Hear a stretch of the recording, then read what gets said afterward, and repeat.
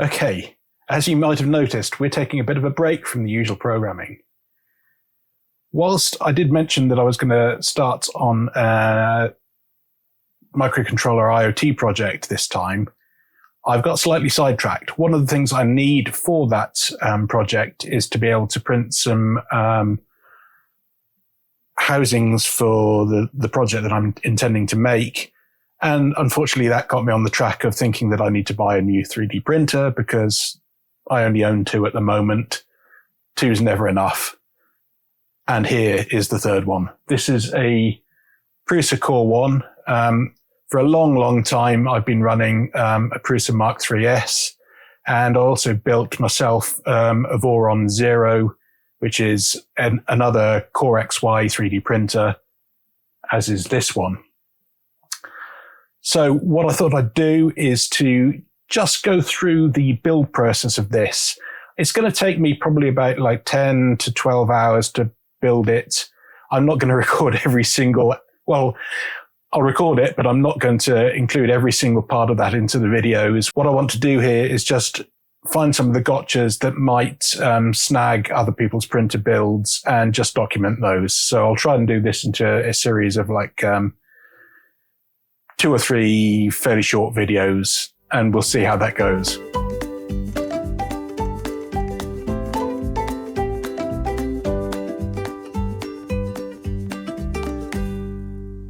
Okay, so we'll start looking through the assembly instructions for the Prusa.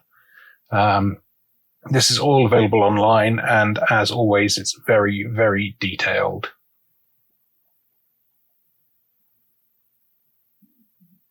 So tools can be found in the electronics and fasteners package. So let's have a look for that. Package number 2, electronics and fasteners. So, yep, we have all the tools that we would expect to find there. We also have this cheat sheet which holds the various sizes of fasteners, so we can, when they inevitably drop on the floor, we can pick them up and work out which ones each are, which is useful. I'll keep that to the side here. Gummy bears, we've got those prepared. Make sure you follow the written instructions as well as looking at the pictures. Tidy your desk, clear your workspace. Should be sufficient. Okay, so we get on to the preparation, base assembly. We need bottom panel and 6 zip ties. This looks very likely.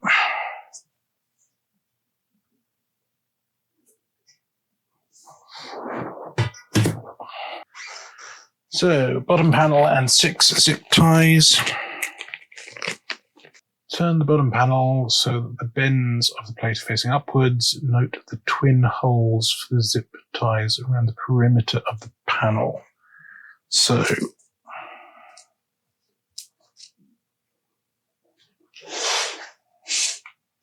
these points are facing upwards. Interesting that there's this little lug here, I guess, for connecting the earth to, which is nice. And then we've got these that we want to attach our zip ties to.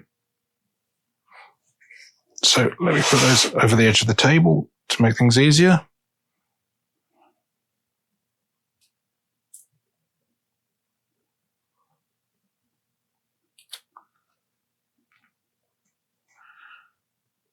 Should be easy.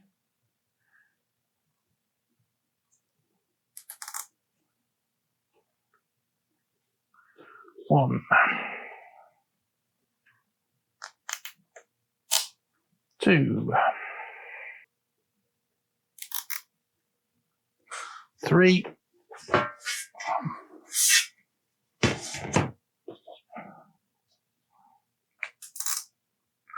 4, 5, 6. 6 of ties done. Nice. Next up, we need the Z-axis left motor 2 times found in the motor set box. One Z-axis left motor is packed separately in the electronics and chamber parts package. This is a Z-axis left motor. And that looks like the right motor.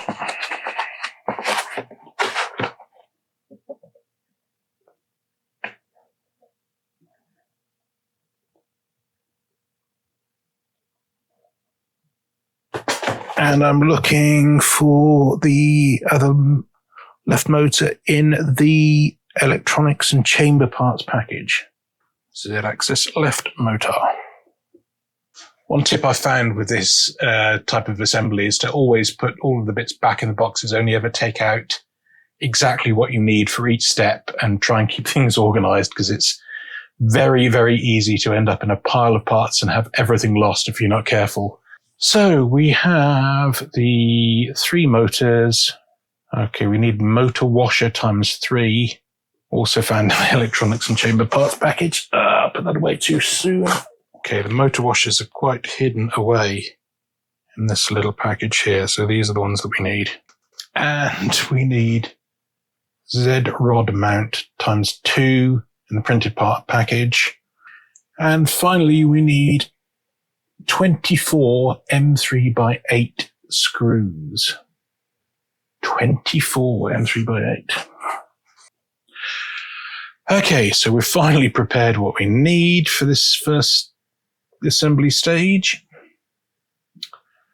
We need to attach one transparent motor washer pad on each Z motor, then place one Z motor mount on each Z motor washer, protrusions facing upwards. Join all parts together with 4 M3x8 screws. Follow the procedure for each of the motors. Okay, there's the motor. Here's the motor washer. And that fits over like so.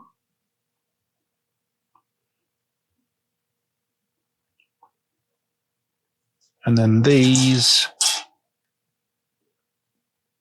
motor mounts, we need to have the protruding parts facing upwards.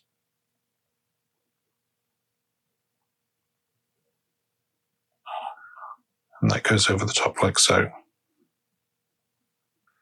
One very useful piece of kit are these little magnetic plates that you can use for dropping the screws into. Really helps avoid getting half of the screws on the floor and searching amongst the parts of the carpet to find out where they've gone.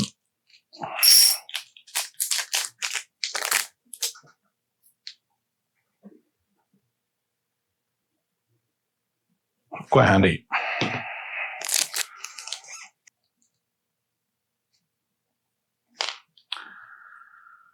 So the screwdriver itself isn't magnetized. Let me see if I can find one that is.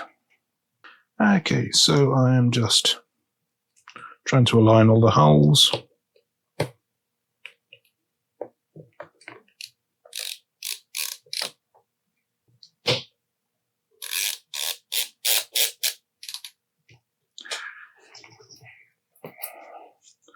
Diagonals first, make sure everything's seated.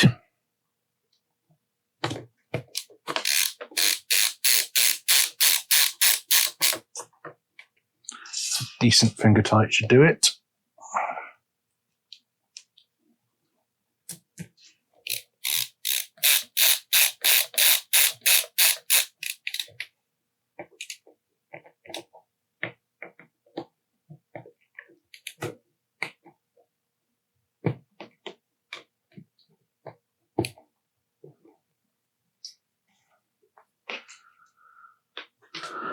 That's one. Never tighten all 4 screws or never tighten any one of the screws until you have all 4 of them in. That means if there's a little bit of a play in the way the washers fit together, then they'll find a way to seat themselves before you put too much torque into them. That's 2.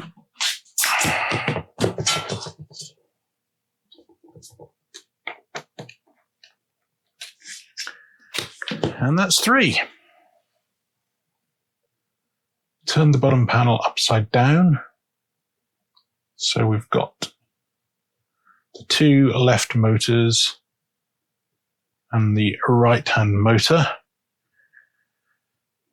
So that's the one with the longest cable, labeled ZR on the cable. Push the motor threaded rod through the panel and align the holes in the panel. The motor cable must point outwards towards you. The cable faces me, the motor is square on and going up through the panel like so. Yep, let's not lose those. Put this in there. So those are the left motor holes, and that's the right one. Those are 2 relatively short cables. This one has the longer cable, and it is Z-axis right. The cable points towards me, or towards you, if I angle it like so.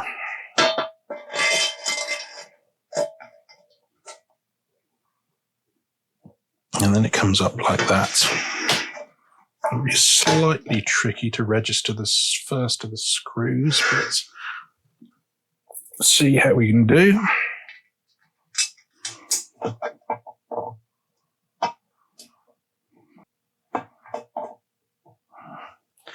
And not super easy.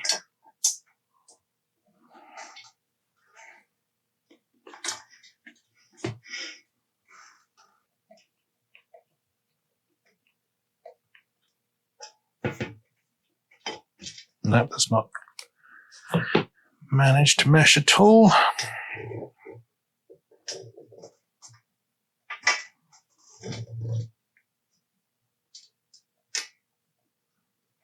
It feels like it's making contact with something there, but not obvious that it is. Okay, let's try holding the panel precariously sideways like so. Let's put that through like that so I get... Yeah, the holes on these 3D printed inserts are not necessarily very well designed. Doesn't seem to be countersunk, so it doesn't accept the end of the screw too obviously. So it is going in like that, but it doesn't give you any real positive feel, and it's kind of like, yeah, I don't like these at all. We're boring into plastic for starters.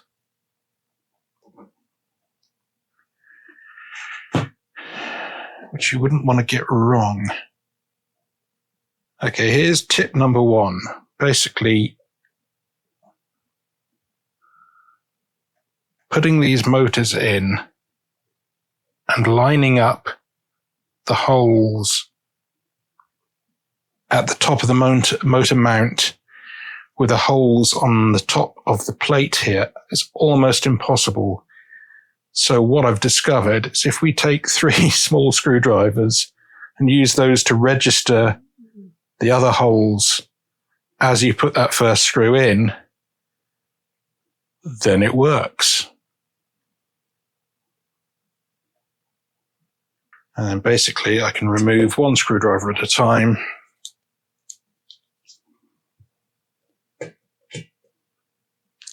And hopefully that should already be exactly in the right place. Be careful not to over tighten these because we're screwing into plastic. I don't like that. It'd be very, very easy to rip the threads out. And you don't want these Z-axis motors to be unstable, not properly secured.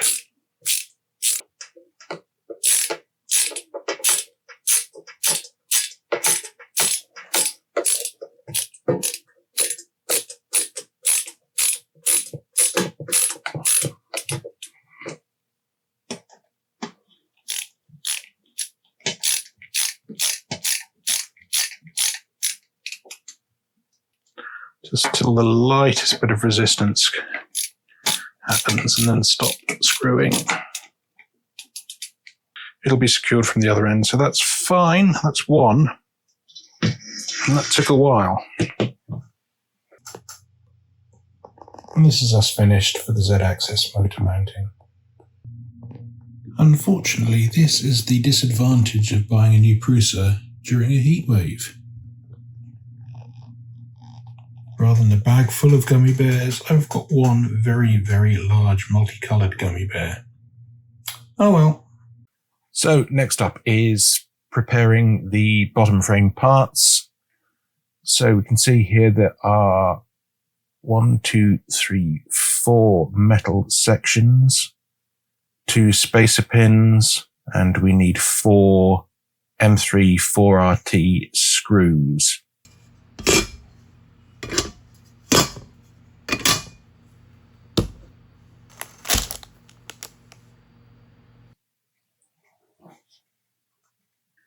Okay, so that's everything together.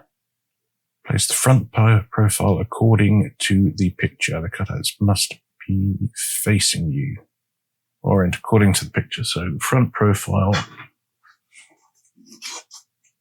is this one. But there's cutouts like so.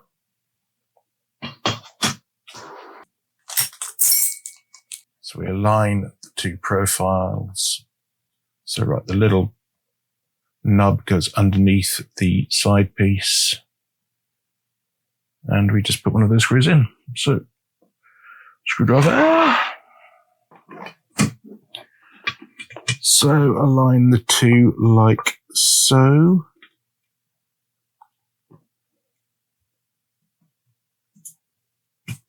And put that screw in. It's not going in.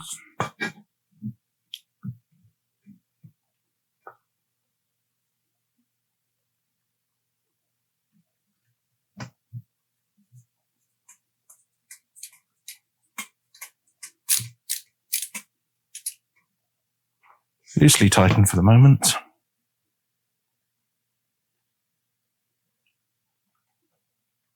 So next up, we're taking the rear profile.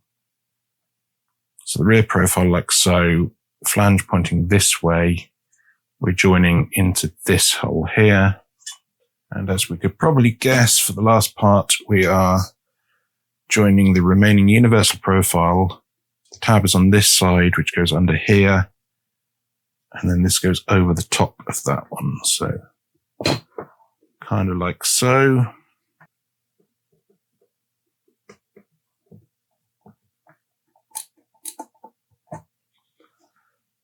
Okay.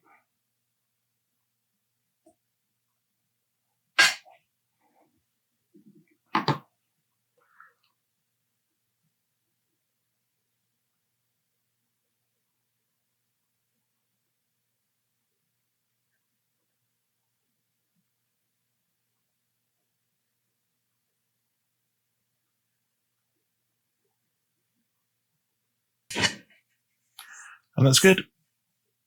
It seems to do the trick. So inserting 1 spacer pin into the front profile protrusion. Oh, okay, they both go there, here and here. And these clip all the way in. Yep.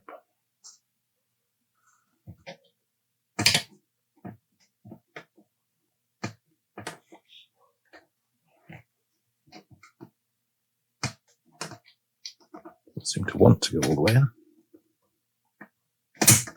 There we go.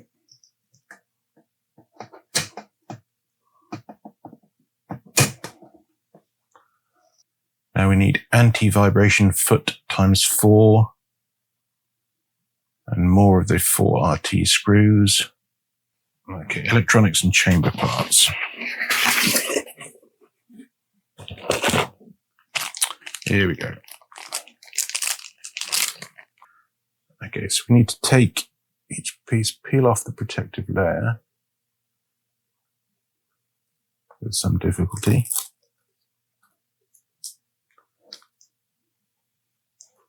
So it just needs to be aligned with the outer edge of the flat side of the profile here. Stuck down like so.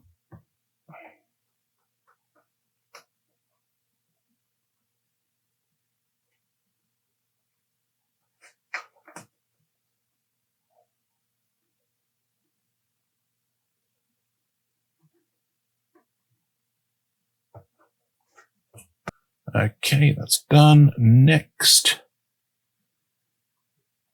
turn the bottom frame upside down with front profile facing me. Attach the rear side of the bottom panel assembly to the rear side of the bottom frame. Place the motor cables inside the center area of the bottom frame to prevent pinching. Slowly and carefully lower the bottom panel assembly into the bottom profile. So we're making sure that all of the cables go through that bottom section. Okay, so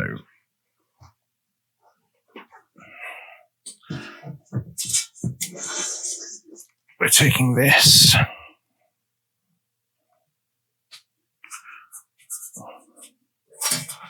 We're making sure that the cables here don't get snagged within that frame.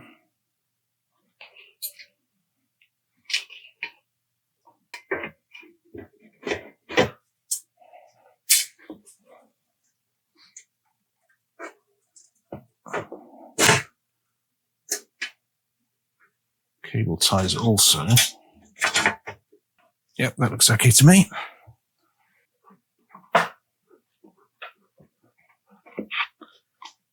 Hello, Captain Scrunch. You come to assist? Oh, well, that's very brief. Okay, so looking at the right side now. We're looking to align that particular screw holder.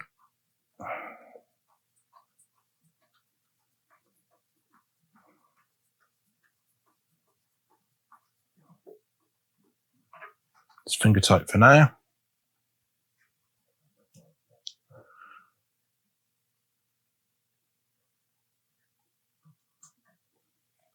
Let's do the same over in this corner.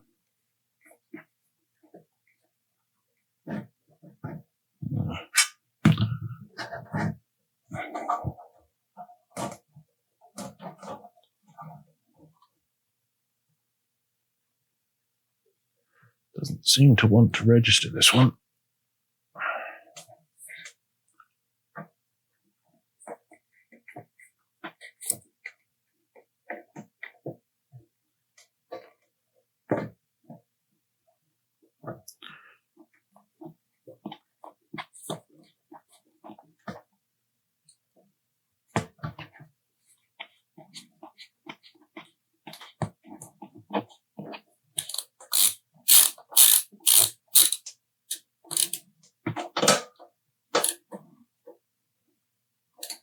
Okay, that's got it.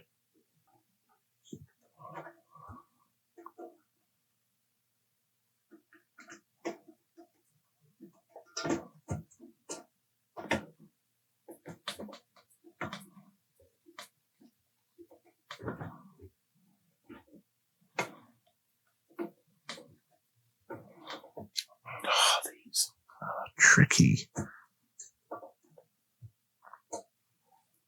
little buggers, and I can't see them very well.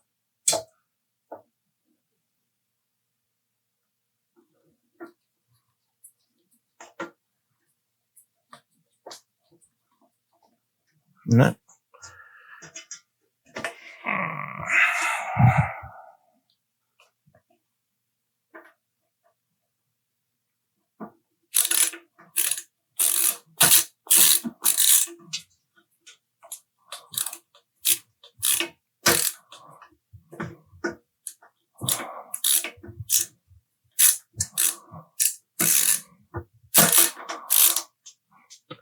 Dear Lord, these aren't very easy to do. Let's try.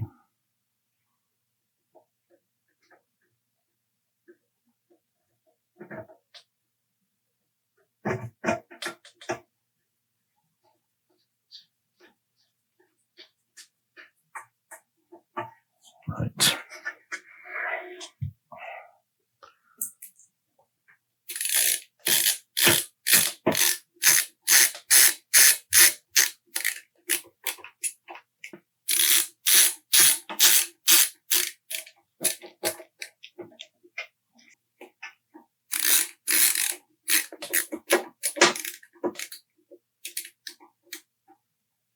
And finally, the front profile.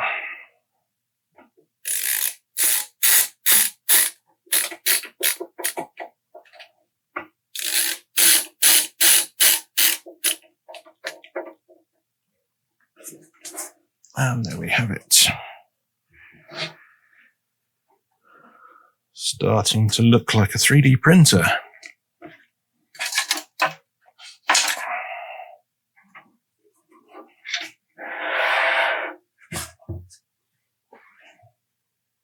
So that's the base assembly complete. I'll take a quick break and then it's moving on to the back assembly and the PSU.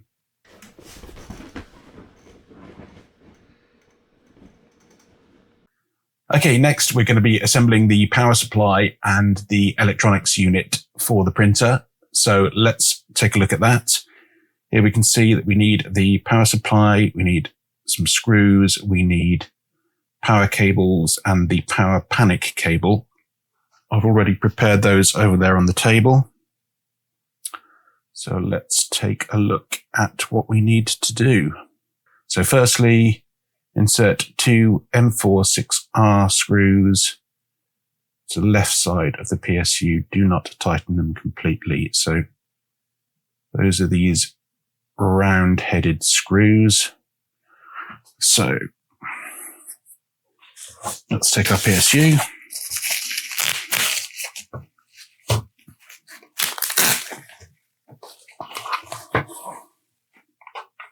Like so. And we need the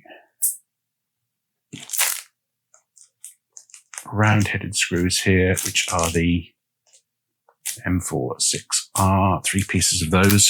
So I'll just show a little trick that I've been doing with the screws here. So obviously these are not resealable bags. So I'm going to take out the true screws that I need. In this case, the final one is probably a spare, so it doesn't really matter so much. But sometimes, you know, you're just taking a few screws out of a bag that you're then going to be using at a stage later on.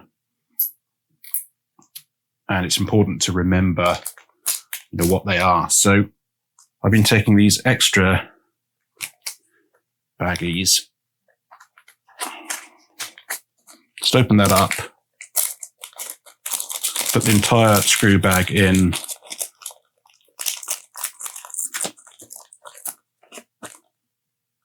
Like so, and seal it up. And we can still see clearly what's in there, and that can go back in with the rest of the screws.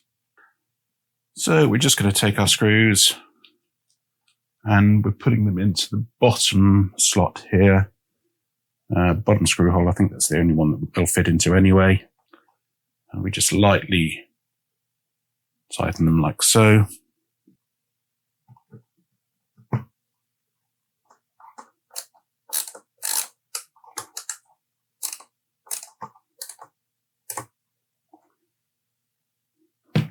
And just a little way in like that.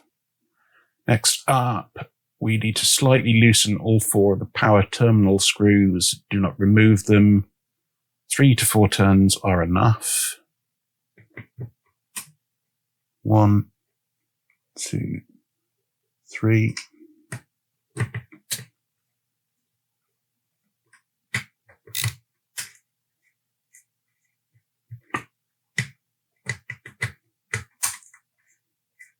That handles that. And now we need to find the power cables. It says we'll be connecting the power cables one by one. Terminal screws are in the PSU. We know we've loosened those. So we have 2 identical power cables. They have spade terminals on one side and ring terminals on the other. And we're attaching them to the power supply using the spade terminals. And the orientation is like that. So we have the two positives together, and then the two negatives together. So the red wire, slide the fork connector all the way into the first positive terminal. Make sure the steel washer is above the fork connector. So we take the first of our fork connectors and orient it this way with the bulk of the cable at the bottom part.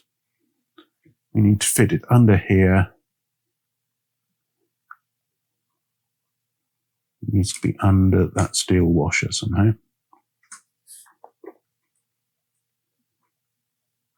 And then that's perfect.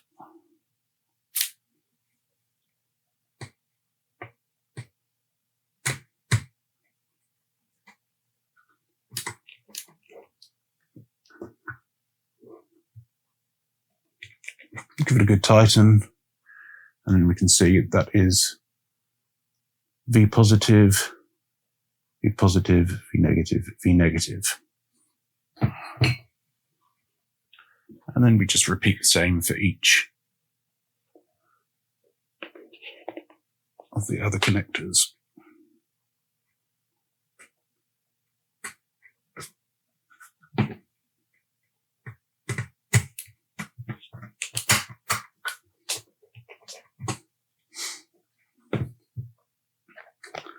And bring across underneath the negative terminal from the first one.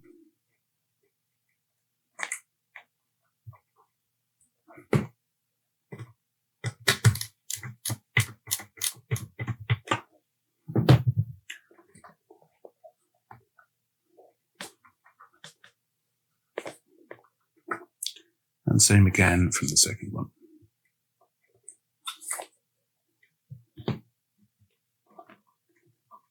This is pretty much identical to the Prusa Mark III power supply. I've taken that apart and put it back together many, many times.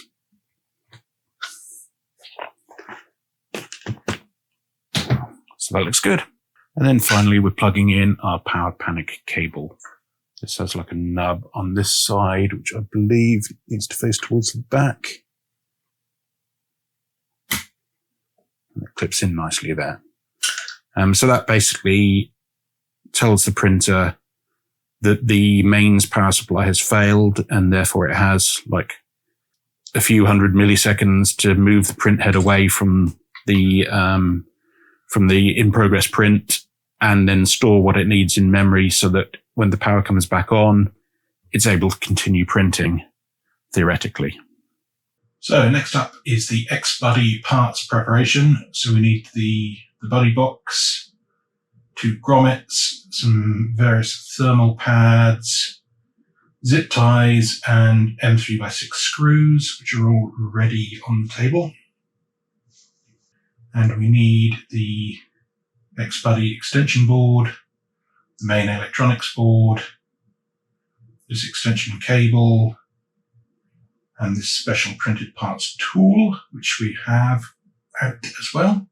So first step, peel off the white protective layer from thermal pads, attach the pads onto the back of the X-Buddy board itself. And those places like so. And here we have the electronics board for the Prusa Core One, the heart and soul of the 3D printer. So we are peeling off the white backing from the label, from the heat transfer pad. I find it very much easier to do this with a pair of tweezers. Trying to do it with the fingernail is quite imprecise and tough to get it right. And so we place each of those onto the board itself.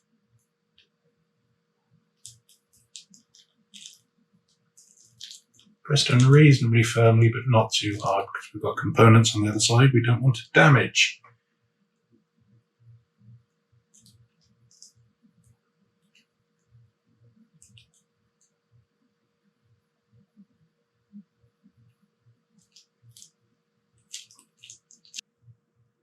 So that's that done. So inserting the buddy board into the X-Buddy box.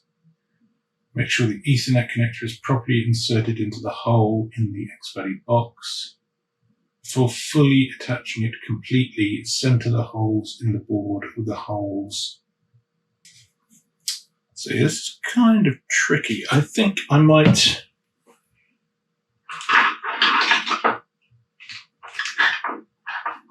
use that screwdriver trick again, because we've got stickers here, and once we place this in and those stickers are stuck, then we're kind of, there's not much more wiggle room, and the holes on this board have to line up with the equivalent holes here. So I'm thinking if I put some screwdrivers in to those back holes to make sure that they register with the holes that they need to line up with before I then try and push this through and make the various connections, and hopefully that might ensure that we don't end up with it getting stuck down but misaligned with the screw holes. So let's give that a try.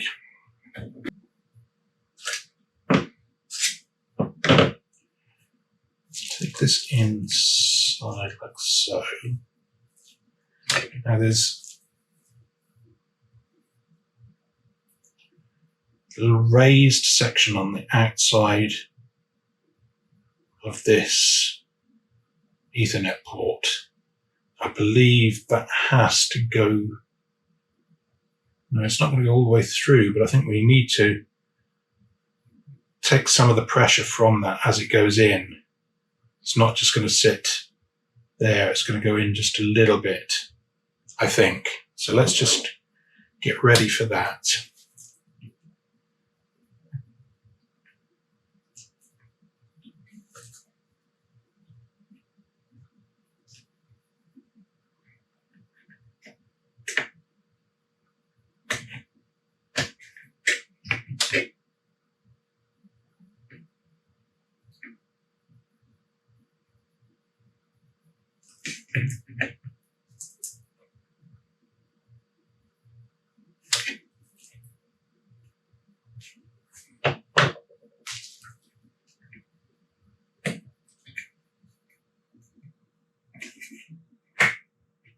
Yep, there we go.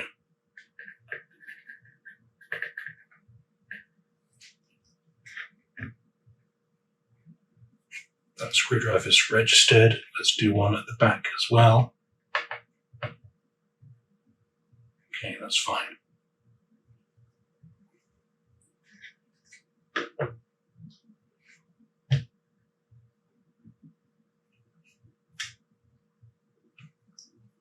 So that is the board seated. So that's looking good. The ports have all come through to the outside edge. Next step, we need to screw those in with the M3x6 and all but the bottom right corner. So 1, 2, 3, 4, 5 screws need to go in there.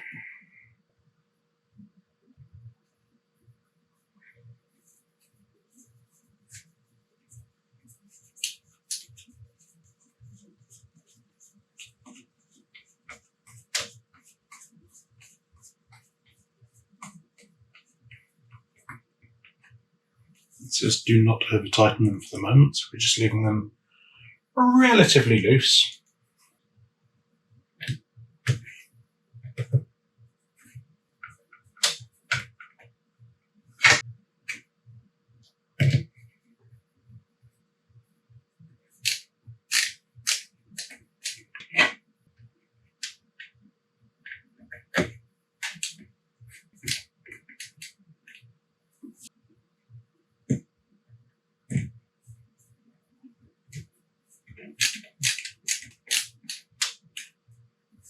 And as instructed, for now, we leave this one empty.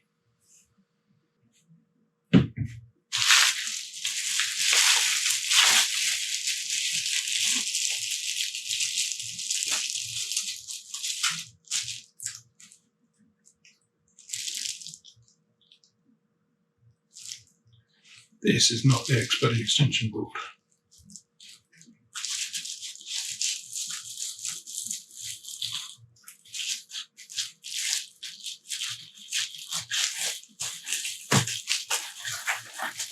Wrong part. Got to go back to the boxes. So the X-Buddy extension board should be where? The electronics and the chamber package. Not the electronics package. This is the electronics and chamber package.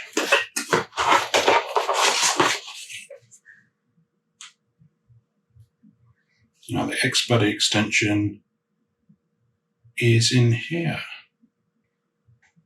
Okay. We finally found the right X-Buddy extension board.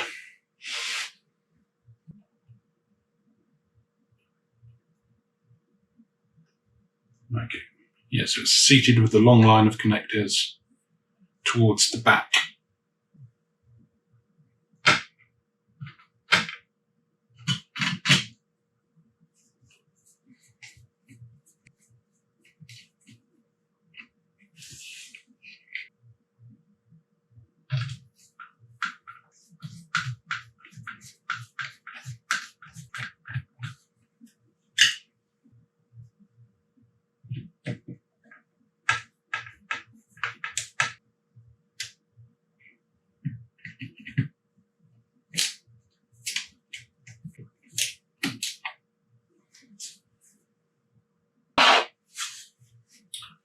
And that's all the circuitry in place.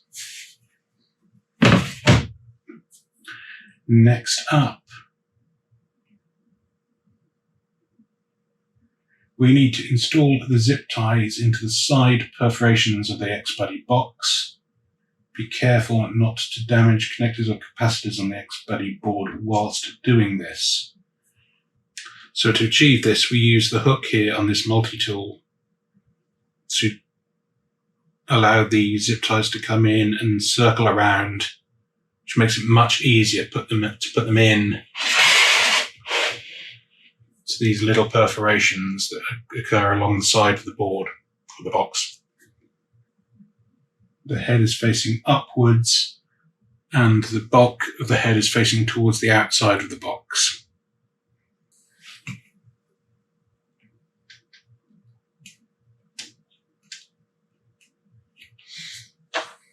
So probably easier if we just give these a bit of a curve first.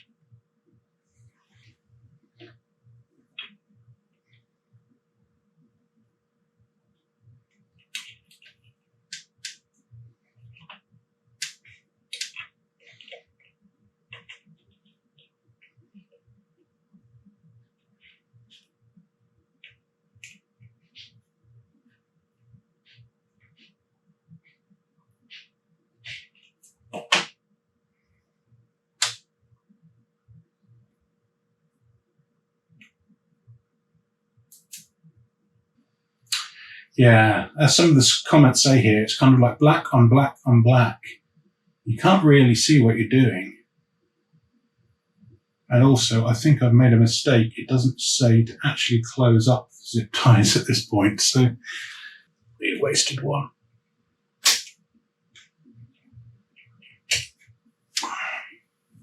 So I don't know where we've got 6 zip ties. It's saying we need to put 4 in. So let's try that without the tool. Just putting, oops.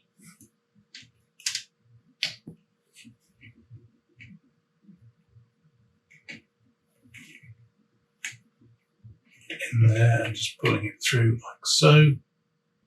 I'm not using the tool because I think it's, as that comment says, it's easier to see what you're doing without it because it's just black and black and black. Skipping the third.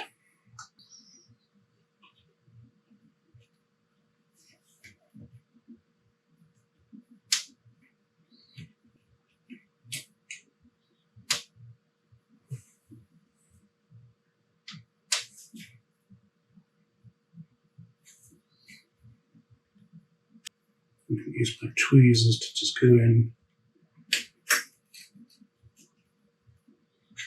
at the end of this one as we feed it in.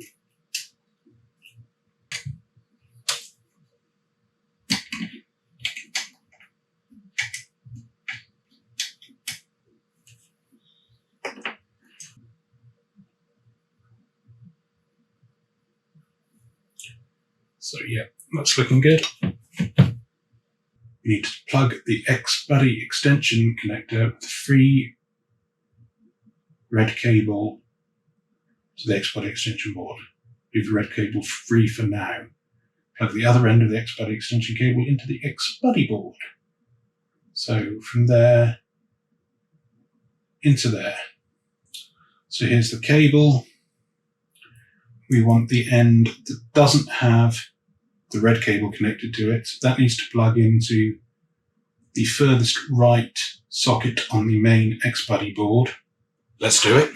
It looks like it has the green and white cables facing towards the left-hand side. So we've got two lugs there that go into that.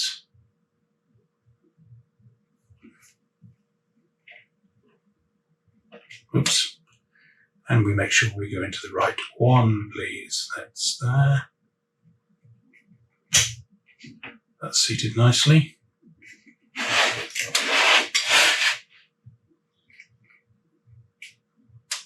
And then for the other side, it's which way around? This way around.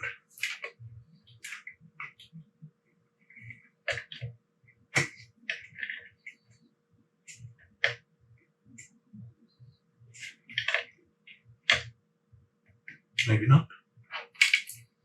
This way. Yep. Lovely. That's done. And so we have the other end plugged in. And now we need to insert these grommets. Circle holes at the end of the XBuddy box.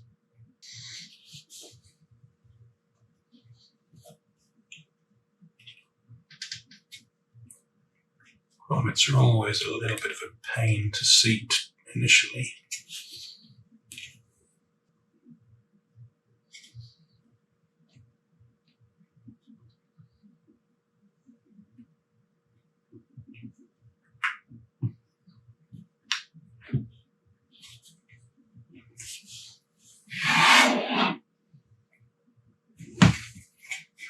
Sometimes it just snaps in and you don't quite believe it, but I think that is in. So the secret being to try and just slightly widen one part of it as you push that into the wall.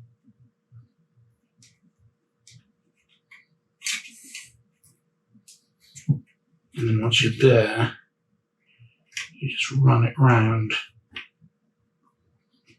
until everything else just snaps in.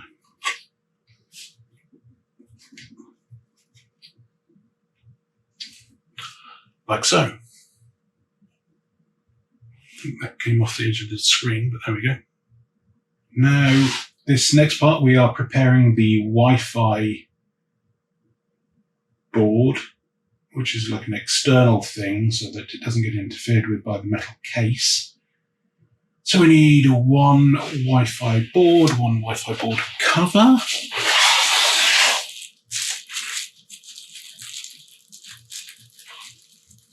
And we need an M312 screw and two M36 screws, which we have in here.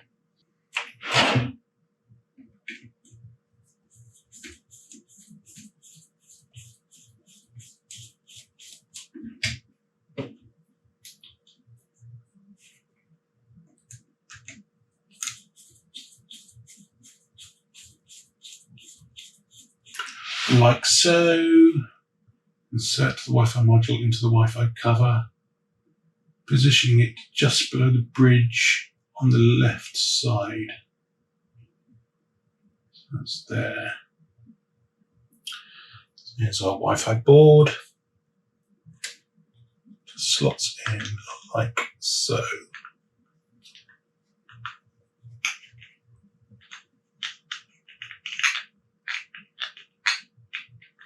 Theoretically. There we go.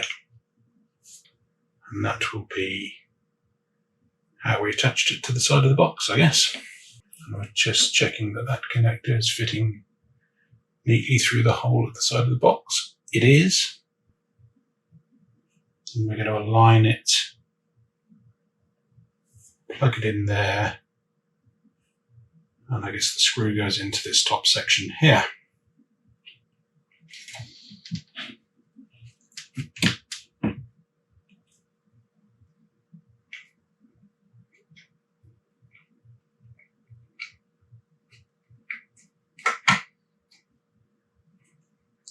That looks good.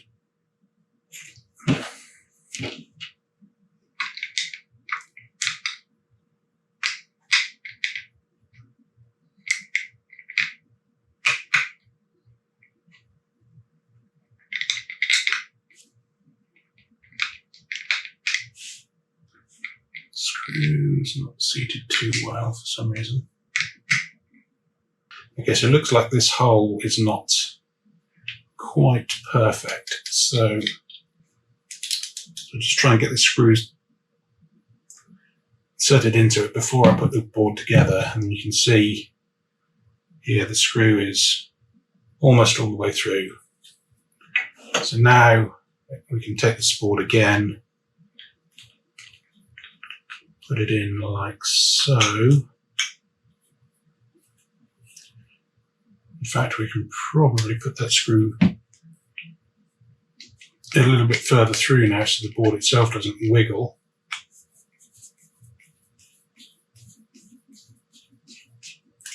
That's going into this little flange.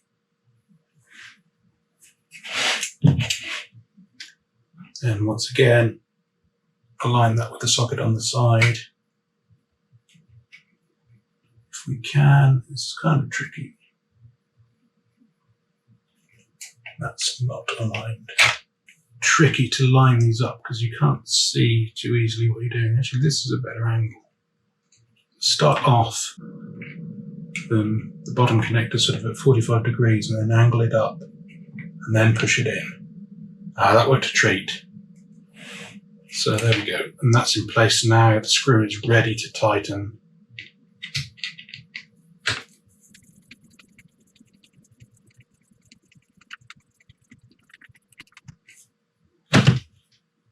Easy. So there we go. That's our circuit boards assembly and Wi-Fi module all nicely in place. We've got our power supply as well.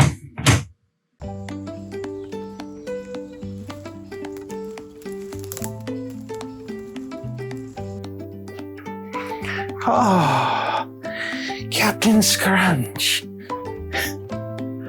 Okay, so we've made some good progress. We've got the electronics box all complete, the power supply complete, and we've got a large part of the base of the printer complete as well. Yeah, it's fun, isn't it? So that's a good start, but we've still got lots to do. If you've enjoyed the video, please like, comment, maybe subscribe, and as always, thanks for watching. Mr. T, good job. Good job, Mr. T. I think that worked well. What's going on? What's going on here? What's going on here? What's going on here? What's going on here? Oh.